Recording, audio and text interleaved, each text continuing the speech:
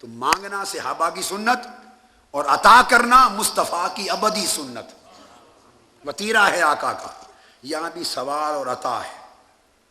آگے حدیث نمبر 1471، یہ وہی مضمون چل رہا ہے۔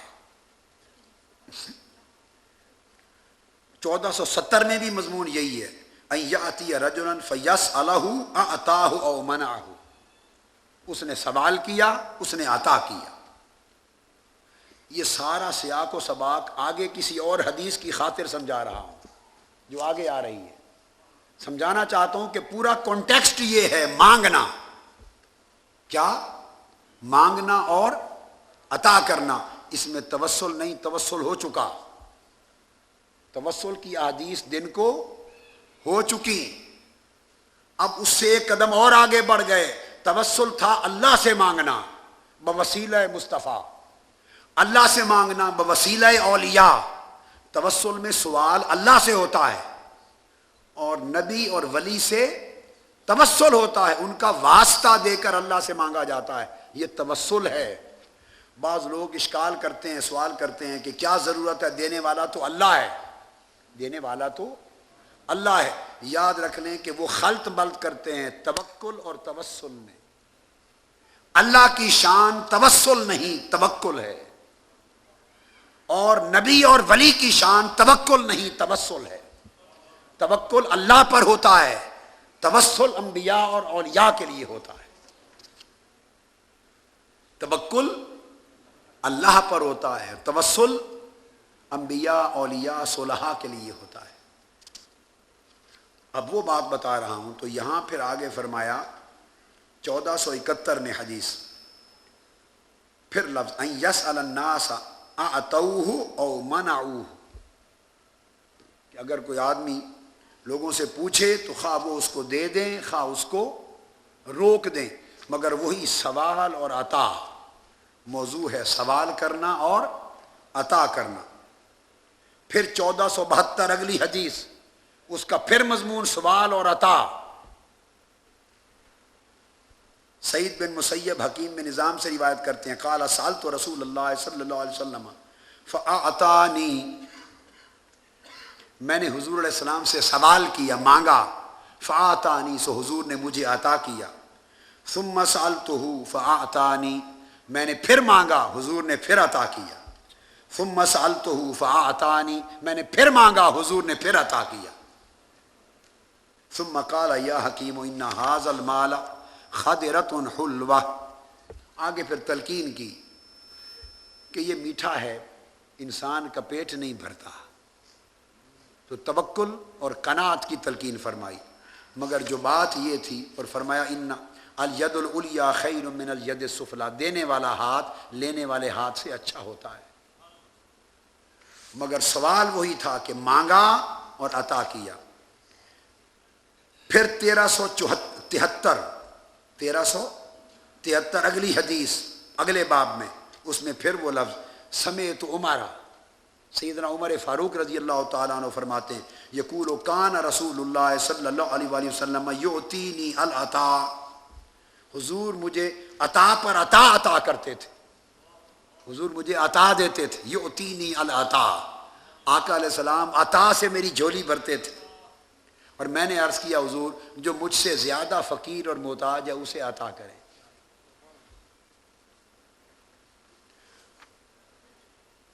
پھر آگے باب نمبر 52، من سأل الناس تکسرا، جس نے لوگوں سے کثرت کے ساتھ بار بار مانگا، یہ باب ہے۔ اس میں پھر عبداللہ بن عمر رضی اللہ تعالیٰ عنہ سے روایت ہے، قال النبی ما یزال الرجل یسأل الناس حتی یأتی یوم القیامت لیس فی وجہہ مزعۃ لحم، جو شخص لوگوں سے لپٹ لپٹ کر بار بار مانگتا ہے، کثرت کے ساتھ عادی ہے، قیامت کا دن اس کے چہرے پر گوشت نہیں ہوگا۔ اب یہاں تک میں نے جتنی احادیث بیان کی وہ میں نے تمہید بیان کی، وہ تمہید تھی اس مسئلے کو بتانے کے لیے کہ اس میں کہیں بھی اب توسل کی بات نہیں، ایک قدم آگے کی بات ہے، براہ راست مانگنے کی بات ہے، طلب کرنے کی بات ہے۔ یہ سارے اب آپ دیکھیے امام بخاری ان تمام حدیثوں کو جوڑ کر کیوں لائے ہیں؟ اس لیے کہ ایک ذہن بنایا ہے، قاری کو مسئلہ سمجھایا ہے کہ یہ سارا سیاق، پورا مضمون تسلسل کے ساتھ مانگنے اور عطا کرنے کا چلا آ رہا ہے، لہذا اس میں اگلی جو بات آنے والی ہے لوگوں، اس کا معنی سیاق و سباق سے ہٹا کر کرنے کی کوشش نہ کرنا۔ حدیث نمبر 1475، یہ دلیل ہے استعانت اور استغاثہ کی، براہ راست انبیاء سے اولیاء سے مانگنا۔ امام بخاری نے مانگنے اور دینے کا پورا مضمون طویل درجنوں حدیثوں کے ساتھ قائم کر کے اب وہ حدیث یہاں لائے۔ وقال ان الشمس تدنو یوم القیامہ حتی یبلغ العرق نصف الاذن۔ امام بخاری روایت کرتے ہیں کہ قیامت کے دن آقا علیہ السلام نے فرمایا سورج قریب ہوگا، حتیٰ کہ پسینے سے لوگ کانوں تک شرابور ہو جائیں گے۔ فَبَيْنَاهُمْ كَذَلِكَ، اب کیا لفظ، كَذَلِكَ اسْتَغَاثُوا بِآدَمَ، تو ساری امتیں، کل اہل محشر جمع ہو کر حضرت آدم علیہ السلام کی خدمت میں جائیں گے اور قیامت کے دن کہیں گے آدم ہماری مدد کریں، اے آدم ہماری مدد کریں۔ استغاثہ، استعانت اور استغاثہ، کذالک استغاثوا بآدم، حضرت آدم علیہ السلام سے غیث اور غوث مدد طلب کریں گے، آج آپ ہمارے غوث بنیں، آج آپ ہمارے غوث بنیں۔ کذالک استغاثوا، سب مل کر آدم علیہ السلام سے مدد مانگیں گے۔ اب سوال پیدا ہوتا ہے، اتنا بڑا اجماع کائنات کی تاریخ میں کسی مسئلے پہ نہیں ہوا جتنا اجماع انبیاء سے مدد مانگنے کے مسئلے پر ہوا۔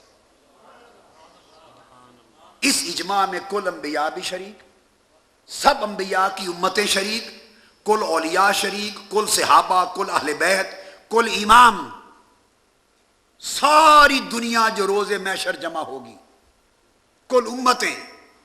اتنا بڑا ایک ہوتا ہے اجماع امت، ایک ہے اجماع صحابہ، ایک ہے اجماع امت، یہ ہے اجماع امم۔ ساری امت کا اجماع ہو تو واجب رد نہیں ہو سکتا اور حکم قطعی پر دلالت کرتا ہے، فائدہ دیتا ہے۔ اور اگر اجماع الامم ہو، کل امتوں کا اجماع ہو، حضرت آدم سے لے کے امت محمدی تک ساری امتوں کا اجماع ہو، تو اس کی قطعیت کا عالم کیا ہوگا؟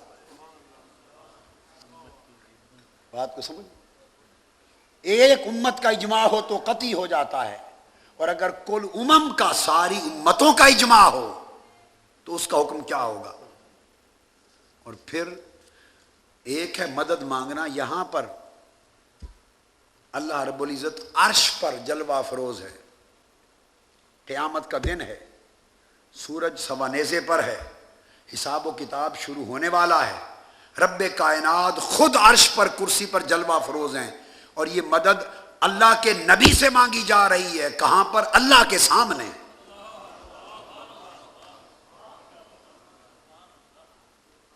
اور بتا کون رہا ہے؟ تاجدار کائنات بتا رہے ہیں۔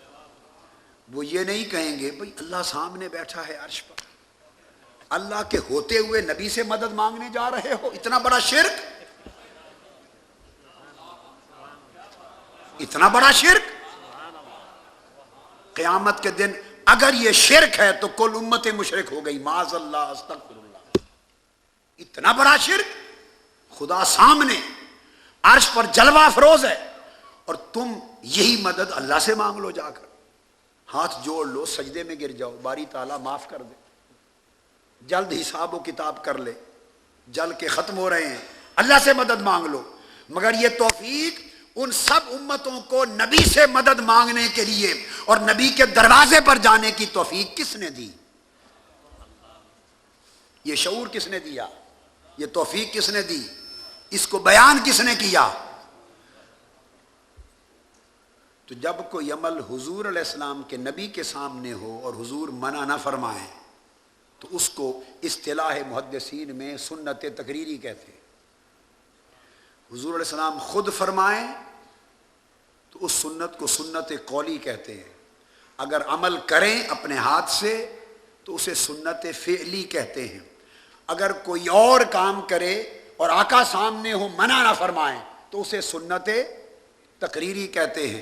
اگر تو حضور کے سامنے عمل ہو اور حضور منع نہ کریں وہ تو بن گئی نبی کی سنت تقریری، اور ساری امتیں مل کر نبی کا دروازہ کھٹکھٹا رہی ہوں اور کہہ رہی ہوں کہ مدد کریں، اور اللہ کے سامنے ہو رہا ہو اور اللہ منع نہ کرے تو خدا کی سنت تقریری بنی یا نہیں بنی؟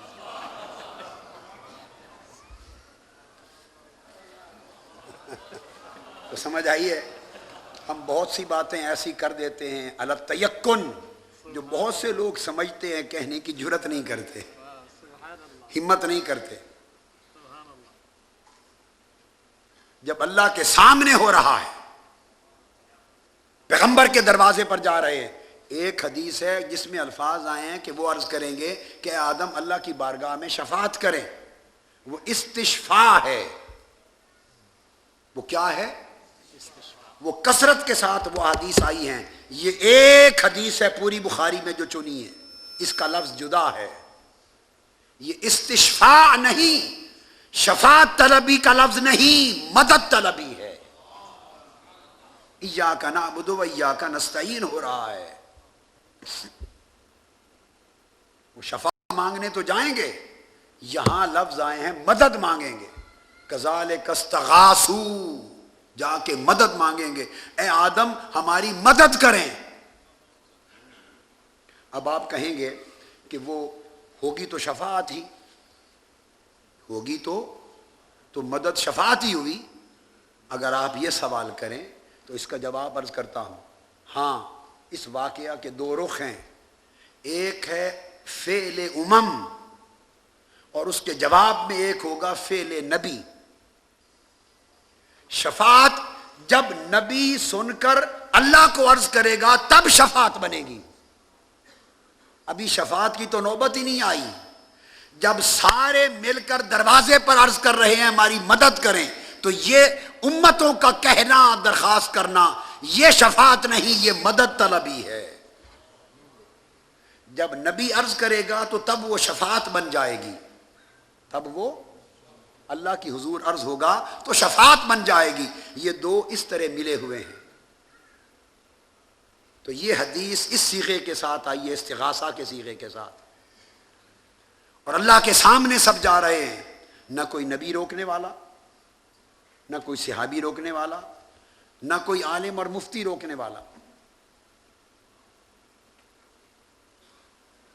ساری دنیا جا رہی ہے۔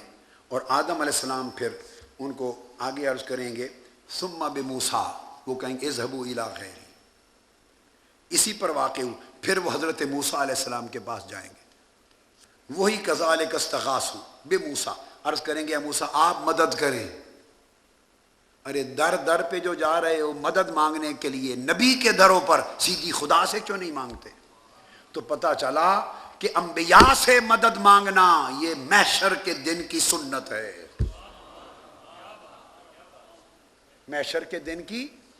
اگر آج انبیاء سے مدد مانگنا اگر آج شرک ہے تو شرک قیامت کے دن بھی شرک رہے گا۔ اگر آج استغاثہ شرک ہے تو شرک قیامت کے دن بھی شرک ہوگا، اور اگر استغاثہ قیامت کے دن جائز ہے تو آج بھی جائز ہے۔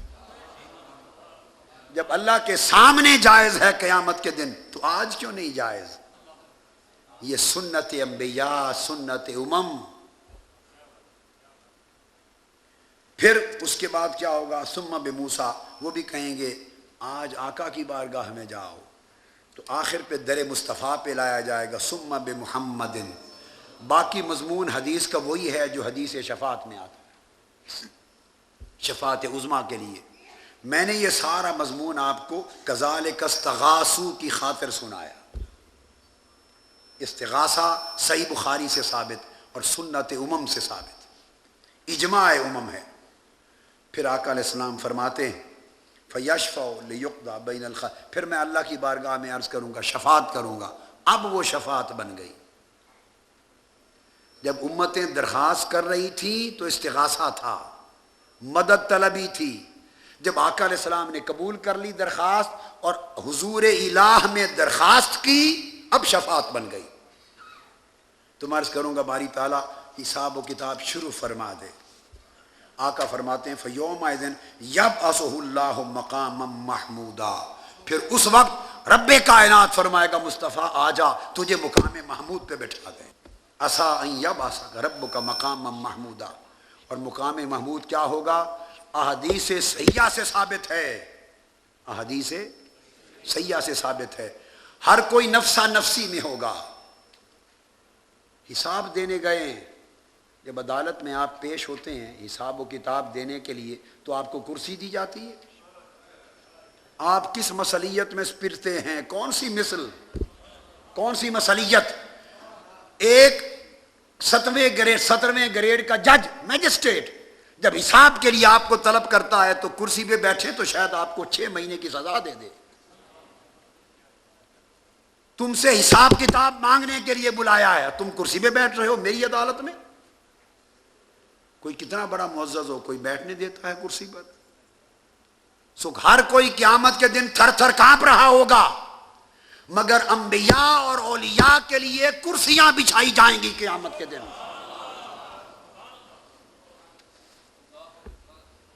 لہم منابر من نور، نور کے ممبر ہوں گے، نور کے ممبر ہوں گے، نور کے ٹیلے ہوں گے، نور کی کرسیاں نشستیں ہوں گی۔ آقا علیہ السلام نے فرمایا اِنَّ مِنْ عِبَادِ اللَّهِ لَأُنَاسٌ مَا هُمْ بِأَنْبِيَاءٍ وَلَا شُهَدَاءٍ يَغْبِطُهُمُ الْأَنْبِيَاءُ وَالشُّهَدَاءُ بِمَكَانِهِمْ مِنَ اللَّهِ إِنَّ وُجُوهَهُمْ لَنُورٌ وَإِنَّهُمْ لَعَلَىٰ نُورٍ۔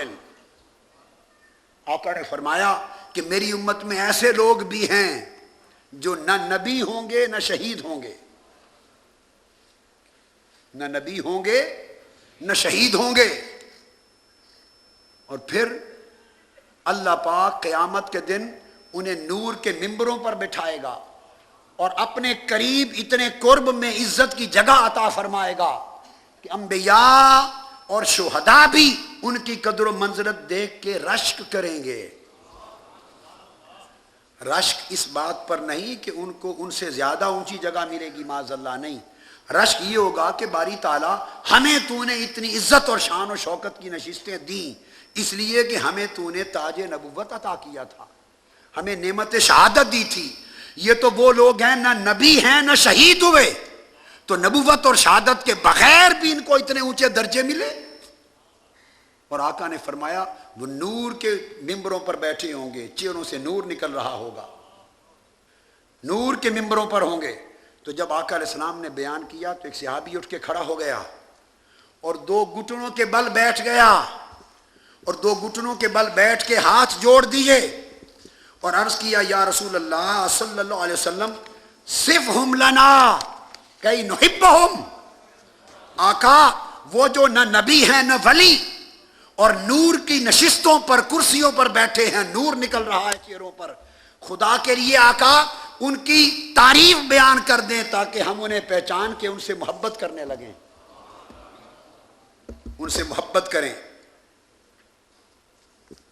آقا علیہ السلام نے فرمایا یَدَ اللَّهُ لَهُمْ مَنَابِرَ مِن نُورٍ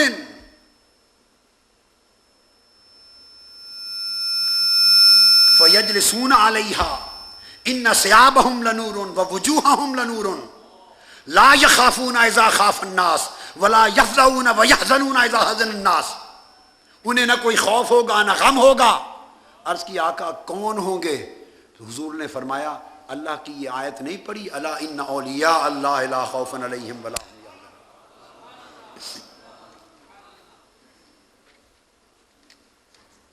اب اندازہ فرما لیں،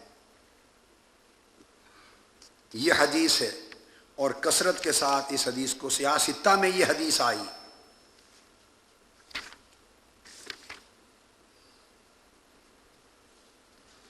میری کتاب الکنز الثمین فی فضیلت ذکر و ذاکرین، میں نے درجنوں طرق اور اسانید کے ساتھ ان تمام حدیثوں کی تخریج کے ساتھ حوالے دیے. یہ حدیث میں ہے فضیلت ذکر و ذاکرین کی اولیاء اللہ کے لیے.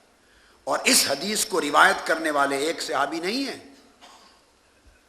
آقا علیہ السلام سے جب پوچھا حضور ان کی تعریف کریں کہ وہ کون ہوں گے, پھر حضور نے فرمایا وہم اولیاء اللہ لا خوف علیہم ولا هم یحزنون.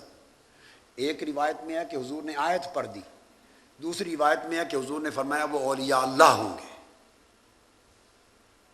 اس حدیث کو حضرت ابو الدرداء نے روایت کیا, ابو مالک اشعری نے روایت کیا, ابو ہریرہ نے روایت کیا, ابو امامہ نے روایت کیا, عمر بن الخطاب نے روایت کیا, عبداللہ بن عمر نے روایت کیا اس حدیث کو, عبداللہ ابن عباس نے روایت کیا, معاذ ابن جبل نے روایت کیا, علاء بن زیاد نے روایت کیا, عبد الرحمن بن ثابت نے کیا, عمرو بن ابسہ نے روایت کیا, طبرانی نے روایت کیا سیاہ ستہ میں, مسند امام احمد بن حنبل میں امام احمد بن حنبل نے روایت کیا, مصنف عبد الرزاق نے روایت کیا, موجم طبرانی کبیر میں روایت کیا, بیہقی نے روایت کیا کثرت کے ساتھ. ائمہ محدثین نے, خطیب تبریزی نے اور سیاہ ستہ میں, سنن ابی داؤد میں روایت کیا, سنن ابی داؤد جس میں آقا علیہ السلام نے جب پوچھا گیا تو فرمایا وہ اولیاء ہوں گے.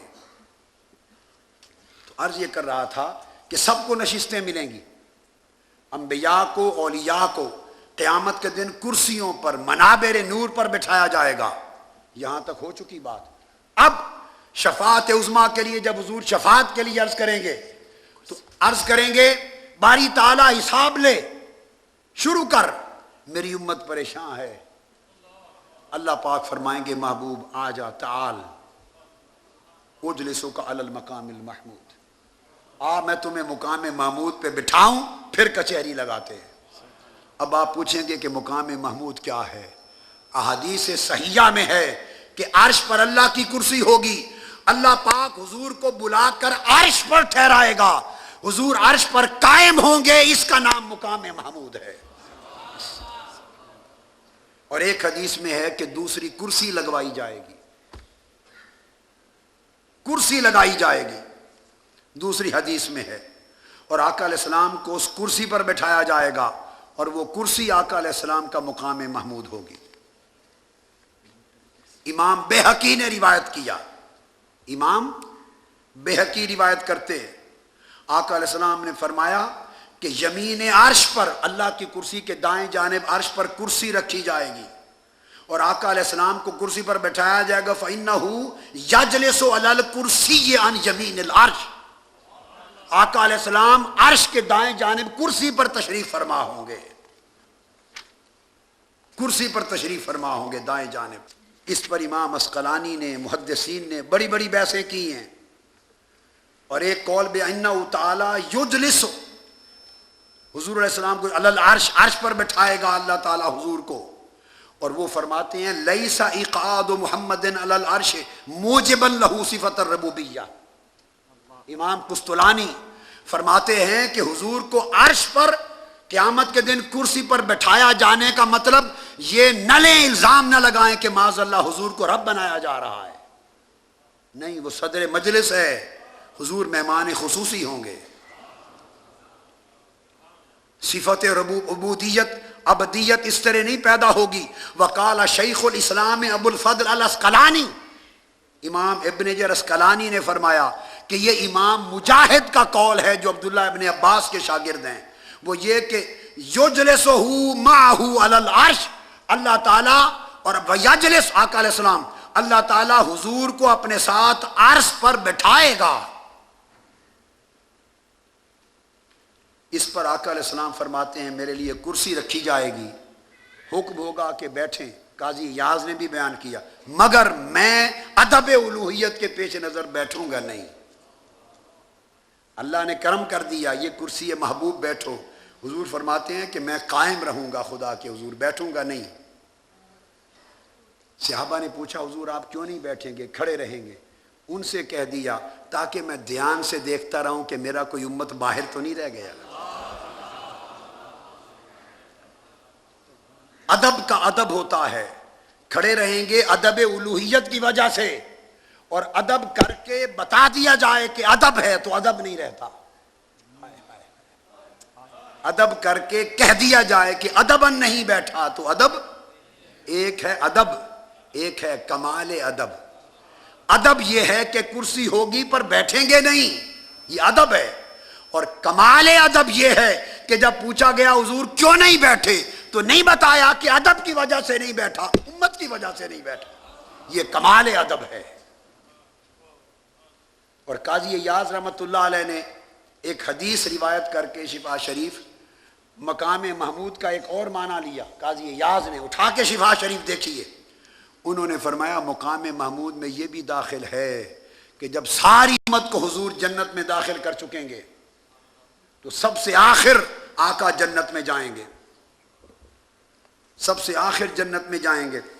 تو قاضی ایاز روایت کرتے ہیں کہ جب آقا علیہ السلام جنت میں داخل ہوں گے تو حضور نے فرمایا فَيَسْتَقْبِلُنِي جبار و رب العزت، ہر پیغمبر اور اس کی امت کا استقبال جنت کے ملائکہ کریں گے۔ جب میں جنت میں امت کو بھیجنے کے بعد داخل ہوں گا، میرا استقبال رب کائنات خود فرمائے گا۔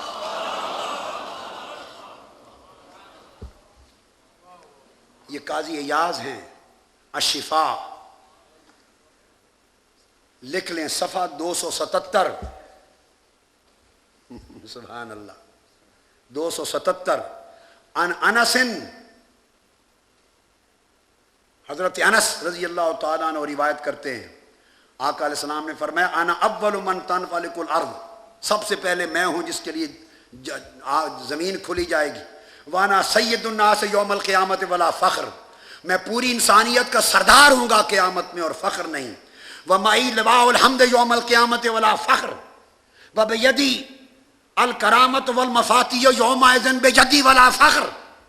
یہ ساری حدیث طویل بیان کر کے پھر فرماتے ہیں وانا اول من تفتح له الجنہ ولا فخر، اور سب سے پہلے جنت میرے لیے کھولی جائے گی اور فخر نہیں۔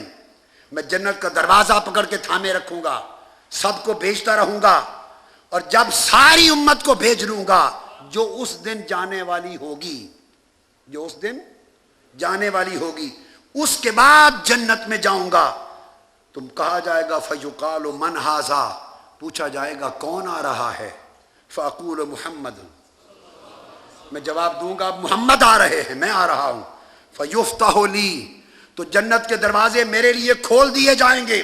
فیستقبلنی الجبار تعالی، جب جنت میں جاؤں گا تو دیکھوں گا خدا خود میرے استقبال کے لیے ہے۔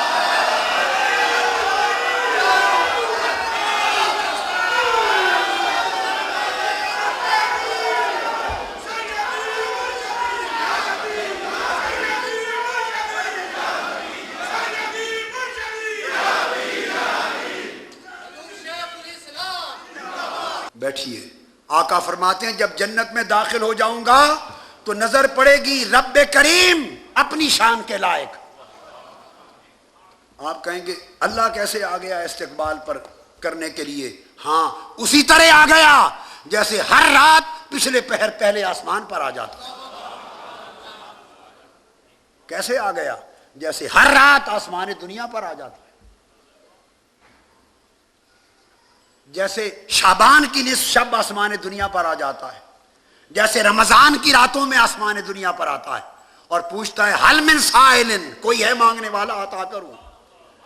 تو جب رب کائنات ارے لوگوں نادانو ہر رات وہ آسمان دنیا پر آ جائے تو اس کے آنے پر اعتراض نہیں، اور استقبال مصطفیٰ کے لیے جنت کے دروازے پر آئے تو شک ہے؟ یہ اس کی شان ہے، جہاں چاہے اپنی شان کے لائق۔ اور آنے کا مطلب معاذ اللہ یہ نہیں کہ اس کا کوئی وجود ہے، اس کا کوئی یہ اکرام ہے، اس کی نہ کوئی حیت ہے، نہ کیفیت ہے، نہ بیان ہے، نہ کلام ہے، یہ اس کی شان کے لائق ہے۔ جیسے کرسی پر بیٹھتا ہے بلا کیف و بلا مثال، اس پر بحث نہیں کرتے اللہ کیسے آ گیا۔ اسی طرح آ گیا اللہ پاک جس طرح اس نے قرآن میں معراج کی رات فرمایا ثم دنا فتدلی فکان قاب قوسین او ادنی، اور صحیح بخاری میں، یہی بخاری شریف، حضرت انس ابن مالک روایت کرتے ہیں اس بخاری شریف میں، انس ابن مالک حضور علیہ السلام نے فرمایا فدن الجبار رب العزت فتدلّا فکان منہم قاب قوسین او ادنیٰ. یہ بخاری شریف کی امام بخاری کی شرح ہے، اس آیت کی تفسیر ہے انس بن مالک کی. جہاں دوسرے اقوال میں آیا کہ اس سے مراد جبرائیل امین ہیں، انس بن مالک نے فرمایا کہ نہیں، آقا نے کہا کہ رب کائنات خود قریب ہوگا. دن الجبار رب العزت فتدلّا، پھر اور قریب ہوگا. تو جس طرح شب معراج اس نے دنو فرمایا، استقبال کیا، اسی طرح قیامت کے دن استقبال ہوگا. اور آقا فرماتے ہیں جب میں دیکھوں گا کہ مولا استقبال کر کے جنت میں لے جا رہا ہے فاخر لہ ساجدا، میں وہیں سجدے میں گر جاؤں گا، وہیں سجدے میں گر جاؤں گا. مولا تیرا کرم، اتنا کرم، اتنا کرم. جواب ہوگا محبوب یہ ہے مقام محمود، یہ ہے مقام محمود. اور حاضرین محترم، ایک بات خالصتاً جو مواہب الہیہ میں سے ہے، وہب سے ہے، کتابی بات نہیں ہے، وہ بھی عرض کر دوں اضافتاً. یہ مقام محمود ہے کہ استقبال کیا رب نے. اور یہ مقام محمود میرے آقا کو کس صلے میں ملا؟ قرآن پڑھیے، فرمایا فتہجد بہ نافلۃ لک عسیٰ ان یبعثک ربک مقاما محمودا. مصطفیٰ نفل پڑھتے رہیے، تہجد کے نفل پڑھیے تاکہ اس کے سرے میں مقام محمود دوں. ارے خدا کا استقبال کرنا یہ تو مصطفیٰ کے نفلوں کا صلہ ہے. نفلوں کا صلہ یہ ہے، فرضوں کا صلہ کیا ہوگا؟ ارے یہ مقام محمود تو حضور کے نفل تہجد کا صلہ ہے. اور فرض کا صلہ نفل سے زیادہ ہے یا نہیں؟ ہے کہ نہیں؟ ہائے ہائے ہائے، لوگوں نے جوڑ کے کبھی نہیں پڑھا، اس آیت کے ٹکڑے کو الگ کر دیتے ہیں. نہیں، عسیٰ ان یبعثک یہ صلہ ہے کس کا؟ فتہجد بہ نافلۃ لک، تہجد کی نماز پڑھے محبوب آپ کے نفل. یہ تو میرے مصطفیٰ کے رات کے نفلوں کا صلہ ہے جو مقام محمود میں استقبال ہو رہا ہے. نفل کا صلہ یہ ملا تو آقا فرضوں کا صلہ کیا ہوگا؟ فرضوں کا صلہ کیا ہوگا؟ اب فرضوں کا صلہ کیا ہے؟ اس کا جواب اتنا ہے، کوئی مثل نہیں سوہنے دی موہن دی، کوئی مثل نہیں ڈھولن دی، چپ کر میرے علی اتھا جا نہیں بولن دی. فرض کا صلہ جا نہیں بولن دی، وہ دینے والا جانے اور لینے والا جانے. اور یہ حدیث آپ کہیں گے اتنی بڑی بات کہہ دی، اتنی بڑی بات کہہ دی. یہ صرف قاضی ایاز کے بھروسے پر نہ کہتا، صرف قاضی ایاز کے صاحب شفا کے بھروسے پر نہ کہتا. یہ جو بات آپ کو سنائی یہ میرے مصطفیٰ نے خود بتائی ہے، اور یہ حدیث ہے. امام احمد بن حنبل نے مسند احمد میں روایت کیا ہے اس حدیث. کلمات حضور کے فَيَسْتَقْبِلُنِي الْجَبَّارُ، میرا استقبال کرے گا اللہ، حضور کا فرمان ہے. مسند احمد بن حنبل جلد 3 صفحہ 144. یہ بخاری میں جو کہا کہ ذالک مقام المحمود، یہ مقام محمود ہے، صفحہ 144. اور دوسری حدیث دارمی، مسند دارمی. اور دارمی معلوم ہے کون ہے؟ دارمی امام بخاری اور امام مسلم سے پہلے ہوئے اور شیخ ہیں امام مسلم کے. اور کل ائمہ نقد و جرح اور ائمہ اسماء اور ائمہ رجال کا اتفاق ہے کہ امام دارمی کو ایک محدث نے بھی خیر سکہ نہیں لکھا، ایک محدث نے خیر سکہ نہیں لکھا. وقت نہیں، اگر ان کی سکاۃ کے اقوال بیان کرنا شروع کر دوں تو 15 منٹ لگ جائیں. امام دارمی اتنے بڑے امام ہیں، اور یہ امام مسلم کے شیخ ہیں، جو مسلم شریف پڑھتے ہیں. امام مسلم کے شیخ اور سب سے بڑے سکہ امام اس دور کے دارمی، انہوں نے اس حدیث کو حدیث نمبر 53 کے تحت روایت کیا. اور حدیث کے راوی حضرت عمرو بن ابی عمرو بھی ہیں، اور حدیث انہوں نے روایت کی انس بن مالک رضی اللہ تعالی عنہ. یہ جو 11ویں عرس اور تمام ایصال ثواب کے معاملات پہ بعض اوقات وہم ہوتا ہے کہ یہ وما اہل بہ لغیر اللہ کے خلاف ہے، یہ جہالت ہے۔ وما اہل بہ لغیر اللہ کا یہ معنی ہرگز نہیں ہے، یہ معنی ہرگز نہیں ہے۔ رفع الصوت بالاحلال، اور فرمایا کہ الاحلال ہاؤنا رفع الصوت، اور وہ فرماتے ہیں کہ جس چیز پر آواز بلند کی جائے، جس چیز پر، اس کو احلال کہتے ہیں۔ پہلی رات جب پہلا چاند نکلتا تھا، پہلا، اور وہ منتظر ہوتے تھے چونکہ اس وقت سن ہجری اور مہینوں کے حساب سے، تو جب پہلی رات کا چاند ہلال نظر آتا، ہلال سے احلال باب افعال پر ہے، تو پہلی رات کے چاند کا انتظار ہوتا، جو ہی نظر آتا، چونکہ سارا نظام زندگی ان کا اس پہ چلتا تھا، تو فوری کھڑے ہو کر تیزی سے آواز دیتے، وہ چاند نظر آ گیا۔ وہ جو آواز دیتے، وہ چاند، جو آواز بلند ہوتی، رفع الصوت، اس کو احلال کا نام دیا گیا۔ پھر چلتے چلتے اسی سے جب بچہ پیدا ہو، اور پیدا ہوتے ہی لوگ منتظر ہوتے ہیں، جو پہلی چیخ مارتا ہے اونچی آواز سے، اس کو بھی احلال، احل الصبی،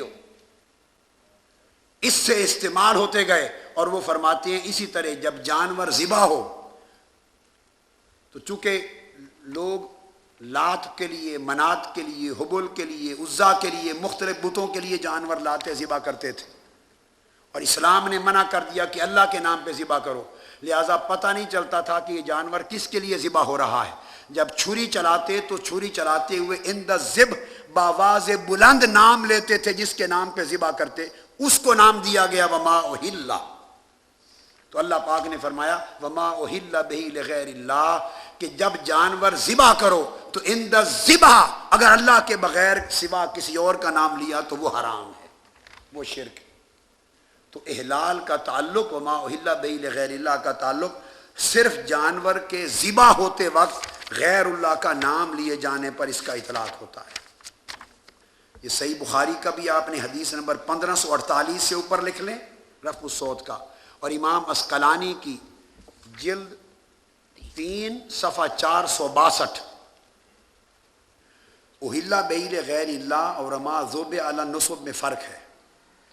اہل بہ لغیر اللہ میں جانور کہیں بھی ذبح کرتے، گھر میں کرتے، سین کعبہ میں کرتے، بازار میں کرتے، مینا میں کرتے، کہیں کرتے، تو عند الذبح وہ لات، منات، حبل، عزا، جس بت کا نام لیتے بآواز بلند، وہ احلال تھا۔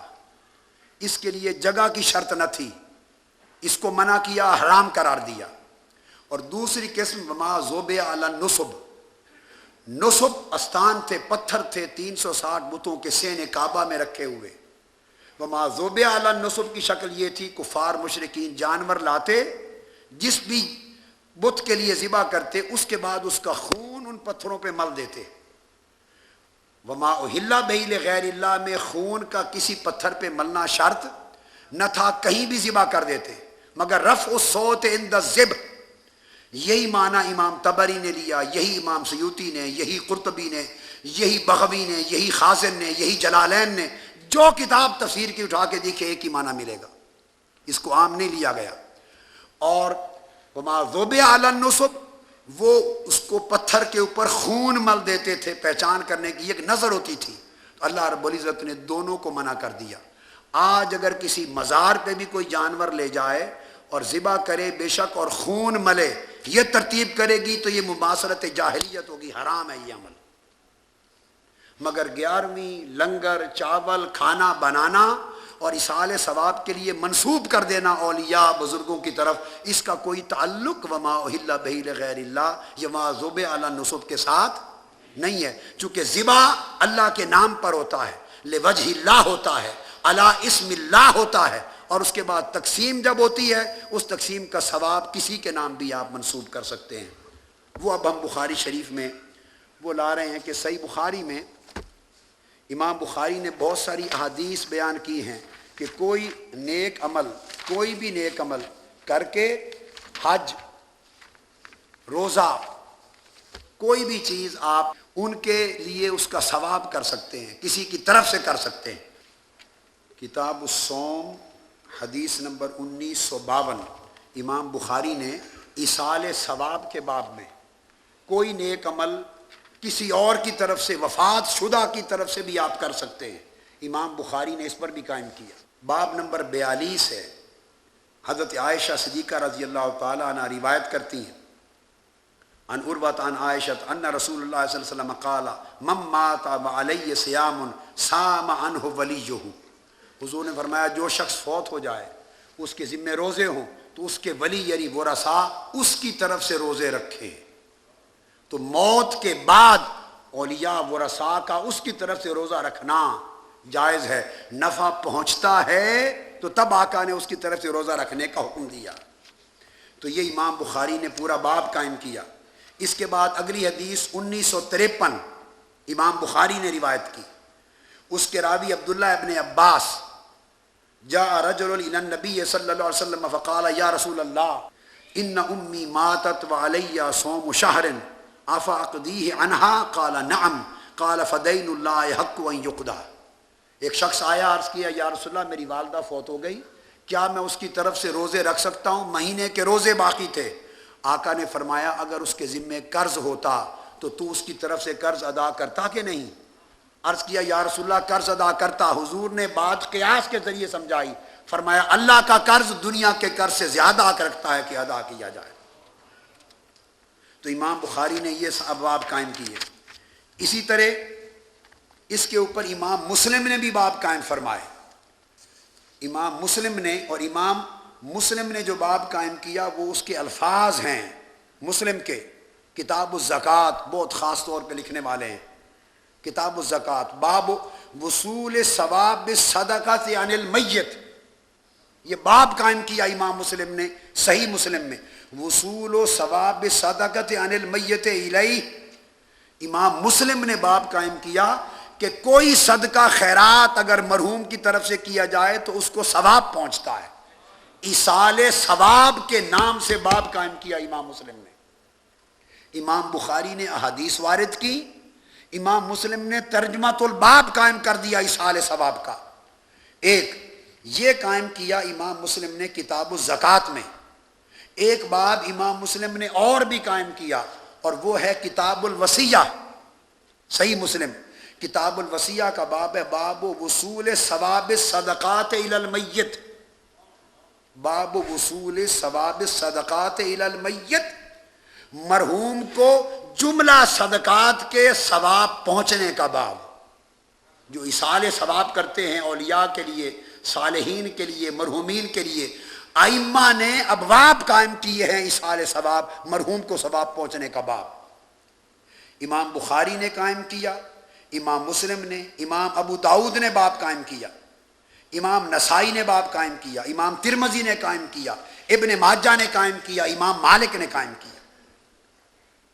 امام نسائی نے باب قائم کیا کتاب الوصایا میں، باب فضل الصدقۃ عن المیت، میت کی طرف سے صدقہ کرنے کا باب، یہ امام نسائی کا چیپٹر کا باب ہے۔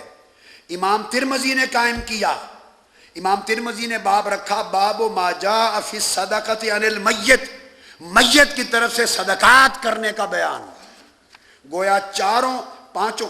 اسی طرح امام نسائی نے باب فضل الصدقۃ عن المیت، صحاح ستہ بخاری، مسلم، ترمذی، ابو داؤد، نسائی، ابن ماجہ سب نے مرحومین کے لیے ایصال ثواب کے ابواب قائم فرمائے۔ اور آخری حدیث جس پر ختم کریں گے وہ سامنے آ گئی صحیح بخاری کی، باب الوصال، یہ وصال کے روزے رکھنا جس کا ذکر برسبیل تذکرہ صبح ہو گیا تھا۔ حدیث میں آتا ہے عن انس عن النبی صلی اللہ علیہ وآلہ وسلم قال لا تواصلوا قالوا انک تواصل، انہوں نے پے در پے بغیر افطار کے روزے رکھے صحابہ کرام نے۔ آقا علیہ السلام نے عرض کیا نہ کیا کرو، مسلسل روزے وصال کے نہ رکھو۔ صحابہ کرام نے عرض کیا یا رسول اللہ آپ بھی ایسا فرماتے ہیں، ہم نے کوشش کی ہے پیروی کریں۔ آقا نے فرمایا لستو کا احد منکم انی اطعم و اسقی و انی ابیت اطعم و اسقی، فرمایا تم میں سے کوئی شخص بھی میری مثال نہیں ہے، مجھے رات کو کھلایا جاتا ہے اور پلایا جاتا ہے۔ یہ حضرت انس کی روایت۔ امام بخاری دوسری حدیث لائے ہیں 1962 حضرت عبداللہ بن عمر سے، قال نہا رسول اللہ صلی اللہ علیہ وآلہ وسلم عن الوصال قالوا انک تواصل قال انی لست مثلکم انی اطعم و اسقا۔ صحابہ کو حضور نے جواب دیا وصال کے روزے نہ رکھو، میں تمہاری مثل نہیں ہوں، تمہاری مثل نہیں ہوں۔ تیسری حدیث متصل امام بخاری لائے ہیں، اور تیسری ابو سعید خدری سے روایت ہے، عرض کیا لا تواصلوا فأيكم اذا اراد ان يواصل فليواصل حتى السحر قالوا فإنك تواصل يا رسول الله قال اني لست كهيئتكم انی ابیت لی مطعم یطعمنی وساقٍ یسقی۔ حضور نے فرمایا خبردار کوئی وصال کے روزے نہ رکھے مسلسل متصل۔ عرض کیا آقا آپ رکھتے ہیں؟ فرمایا خبردار میں تم میں سے کسی کی مثل نہیں ہوں، تمہیں کیا خبر، ایک کھلانے والا ہے وہ رات کو مجھے کھلاتا ہے، اور میرا رب پلانے والا ہے رات کو مجھے پلاتا ہے۔ پھر امام بخاری چوتھی حدیث پھر لائے ہیں متصل 1964 ان عائشہ رضی اللہ تعالی عنہ۔ عقیدہ بخاری دیکھیں، عقیدہ بخاری، نہا رسول اللہ عن الوصال رحمتا لہم، امت پہ رحمت کرتے ہوئے وصال کے روزوں سے منع کیا۔ فقالوا انک تواصل، عرض کیا حضور آپ رکھتے ہیں؟ قال انی لست کہیئتکم انی یطعمنی ربی ویسقین، میں تمہاری مثل ہرگز نہیں ہوں، میرا رب مجھے کھلاتا اور میرا رب مجھے پلاتا ہے۔ امام بخاری کا عقیدہ دیکھیے، عدم مثلیت کی بات آئی، بخاری کے عشق کے سمندر میں جوش آ گیا۔ ایک روایت سے کام چل سکتا تھا، پھر قلم چل پڑا، حضور کی عدم مثلیت کو ثابت کرنے کے لیے انبار لگا دیا حدیثوں کا۔ ابھی ختم نہیں کی، اگلے باب میں پھر حدیث قائم کی، حضرت ابو ہریرہ سے روایت کی۔ فقال له رجل من المسلمین انک تواصل یا رسول اللہ قال ایکم مثلی، کسی نے کہا حضور آپ وصال کے روزے رکھتے ہیں، فرمایا کون ہے تم میں میری مثل، انی ابیت یطعمنی ربی ویسقین، میں رات اس حال میں گزارتا ہوں کہ میرا رب مجھے کھلاتا اور پلاتا ہے۔ ابھی امام بخاری کے عشق میں جوش ہے، ٹھنڈے نہیں ہوئے، آگے ایک اور حدیث لے آئے ابو ہریرہ سے۔ آقا نے فرمایا ایاکم والوصال مرتین، ایاکم والوصال قیل فانک تواصل قال انی ابیت یطعمنی ربی ویسقین۔ پھر اس کے بعد امام بخاری اور حدیث لے آئے، فرمایا لا تواصلوا ایکم اراد ان یواصل فلیواصل حتی السحر قالوا فانک تواصل یا رسول اللہ قال لست کہیئتکم انی ابیت لی مطعم یطعمنی وساقٍ یسقین۔ تو میں ہرگز تمہاری مثل نہیں ہوں، مجھے تو کھلانے والا دست محبت سے کھلاتا ہے اور جام محبت سے پلاتا ہے۔ تو آپ اندازہ کریں کہ امام بخاری نے مسلسل عدم مثلیت پر احادیث وارد کر دی، مسلسل عدم مثلیت پر احادیث کتنی وارد کر دی۔ کتاب التوحید نکالیے جی، حدیث نمبر 7439، آقا علیہ الصلوۃ والسلام نے فرمایا، یحییٰ بن بکیر سے روایت کیا، اور یہ راوی ابو سعید خدری رضی اللہ تعالی عنہ ہے، اس کا جو ریلیونٹ ٹکڑا سنانا چاہتا ہوں، طویل حدیث ہے 2.5 صفحات کی۔ امام بخاری فرماتے ہیں کہ پھر وہ وقت آئے گا کہ اللہ تعالیٰ اہل ایمان کے سامنے اپنے حسن و جمال کے ساتھ جلوہ آرا ہوں گے، اہل ایمان دیدار کریں گے، دیدار الہی کریں گے۔ اور اب اللہ پاک نے فرمایا، اس حدیث میں حدیث قدسی ہے، حضور علیہ السلام نے فرمایا کہ اللہ تعالیٰ نے فرمایا فما انتم باشد لی مناشدۃ فی الحق قد تبین لکم من المؤمن یومئذ للجبار۔ اللہ پاک نے فرمایا اے لوگو، میرے محبوب، آپ لوگ آپس میں اگر کسی کا حق ہو اور وہ حق اس کو نہ ملے تو وہ جھگڑا کرتا ہے، حق لینے کے لیے جھگڑا کرتا ہے۔ اللہ پاک نے فرمایا کہ مومنو، تم اپنا حق لینے کے لیے کتنا جھگڑا کرتے ہو، کیا کرتے ہو؟ جھگڑا تو اولیاء اور مومنوں کا قیامت کے دن دیکھنے والا ہوگا، جب میری بارگاہ میں لپٹ کر اصرار کریں گے۔ باری تعالیٰ آپ کی بارگاہ میں کیا جھگڑا ہوگا؟ مناشدتاً، لجاجت کا جھگڑا، منت سماجت، لجاجت، چمٹ جائیں گے، مولا ہم نے ہٹنا ہی نہیں جب تک بات نہ مانی جائے۔ پوچھا جائے گا باری تعالیٰ یہ مومن بندے اولیاء تجھ سے قیامت کا دن جڑ کر کیا مناشدہ کریں گے، کیا تکرار ہوگا؟ وہ عرض کریں گے یہ صحیح بخاری ہے۔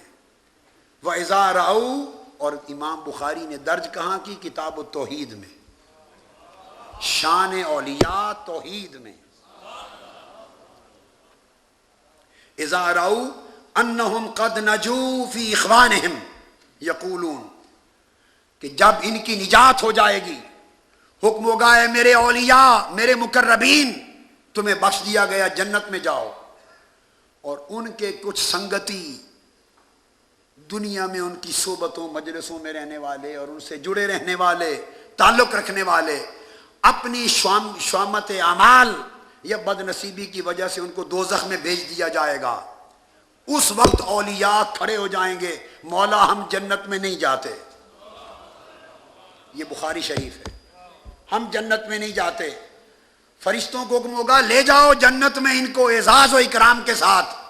عرض کریں گے فرشتے باری تعالیٰ وہ نہیں جاتے، کہتے ہم نہیں جاتے۔ مالک فرمائے گا بلاؤ کیوں نہیں جاتے؟ پوچھا اللہ پاک پوچھیں گے کیوں نہیں جاتے ہو جنت میں؟ صحیح بخاری میں روایت، عرض کریں گے ربنا اخواننا الذین کانوا یصلون معنا ویصومون معنا ویعملون معنا، باری تعالیٰ ہم اپنے ان وابستگان کو دوزخ میں چھوڑ کے کیسے جنت میں چلے جائیں؟ یہ وہ لوگ ہیں کہ ہمارے ساتھ نماز پڑھتے تھے، ہمارے ساتھ روزے رکھتے تھے، وفی روایت یحجون معنا، ہمارے ساتھ حج کرتے تھے، روضہ رسول پہ جاتے تھے، ہمارے ساتھ عمل کرتے تھے، ہمارے سنگت میں بیٹھنے والے تھے۔ یہ اپنے بد اعمالیوں کی وجہ سے دوزخ میں چلے گئے، عمر بھر یہ ہم سے جڑے رہے، آج ہم انہیں چھوڑ کے جنت میں چلے جائیں تو سنگت کا مزہ تو نہ رہا، یہ وفا نہیں ہے۔ مالک جب تک ان کو ساتھ نہ لے جائیں گے ہم بھی جنت میں نہیں جائیں گے۔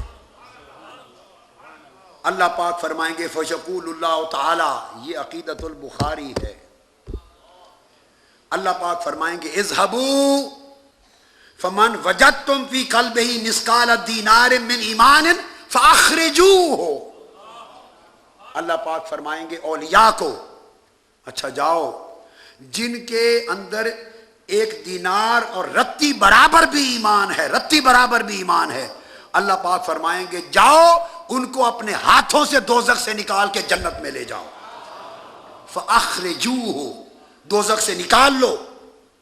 اور آگے قربان جائیں آقا آپ کی کرم نوازیوں پر، وہ اولیاء جائیں گے ان کو جنت اپنے متعلقین غلاموں کو اتباع کو پیروکاروں کو دوزخ سے نکال کے جنت میں لے جانے کے لیے آگے حدیث کے لفظ ہیں وَيُحَرِّمُ اللَّهُ صُوَرَهُمْ عَلَى النَّارِ فَيَأْتُونَهُمْ وَبَعْضُهُمْ قَدْ غَابَ فِي النَّارِ إِلَىٰ قَدَمَيْهِ وَإِلَىٰ أَنصَافِ سَاقَيْهِ، وہ جائیں گے دوزخ میں نکالنے کے لیے اور دیکھیں گے کہ دوزخ کی آگ نے ان کے چہرے نہیں جلائے،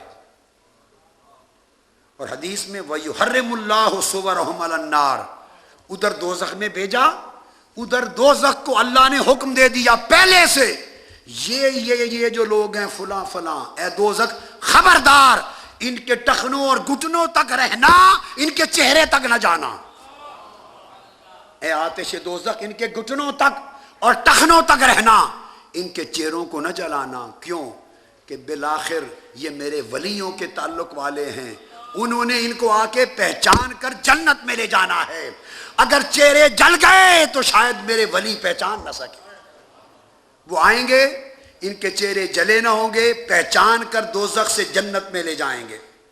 اور ثم یعود، اور حدیث میں فیخرجون من عرفوا، اخرج یخرج فیخرجون من عرفوا، حدیث وہ اولیاء اور مومنین جن جن کو پہچانیں گے خود نکال کے دوزخ سے جنت بھیج دیں گے۔ ثم یعودون، بھیج کر پھر اللہ کے پاس جائیں گے، اللہ پاک فرشتے کہیں گے اب چلو جنت میں، وہ کہیں گے نہیں جاتے، باری تعالیٰ پھر کھڑے ہو گئے ہیں، اللہ پاک پوچھیں گے اب کیوں نہیں جاتے؟ فیقولوا اذهبوا، وہ کہیں گے باری تعالیٰ ابھی کچھ اور بھی بچ گئے ہیں، اللہ فرمائیں گے اذهبوا فمن وجدتم فی قلبہ مثقال نصف دینار فاخرجوہ، مزید اس سے بھی کم ایمان والے کوئی ہیں تو ان کو بھی لے جاؤ. فَيُخْرِجُونَ مَنْ عَرَفُوا جن جن کو پہچانیں گے نکال کے جنت میں لے جائیں گے. ثُمَّ يَعُودُونَ پھر کھڑے ہو جائیں گے. اب کیوں نہیں جاتے؟ کہیں گے باری تعالیٰ اب رائی کے دانے والے ایمان رکھنے والے بھی بچ گئے ہیں. اللہ فرمائیں گے اذهبوا فمن وجدتم فی قلبہ مثقال ذرۃ من ایمان فاخرجوہ جن کے اندر ایک رائی کے دانے برابر بھی ایمان ہے مگر تمہارا وفادار اور تمہارا تابع دار تھا، لے جاؤ جنت میں. یہ شفاعت اولیاء ہوگی، یہ شفاعت اولیاء ہوگی. تو فرمایا فیخرجون من عرفوا جن جن کو پہچانیں گے ان کو لے جائیں گے. اور آقا نے فرمایا فیشفع النبیون انبیاء شفاعت کریں گے، ملائکہ شفاعت کریں گے اور مومنین اولیاء صالحین شفاعت کریں گے. اور اس طرح شفاعت سے آقا علیہ السلام کی امت بالآخر جنت کے فیضیاب. یہ بیان شفاعت تھا. اللہ تبارک و تعالی ہمیں بخاری کا صحیح فہم دے اور احادیث نبوی کی صحیح معرفت دے. ہمارے عقیدے کو اس طرح کر دے جس طرح اللہ اور اللہ کے رسول نے تعلیم دی ہے. وما علینا الا البلاغ. یا نبی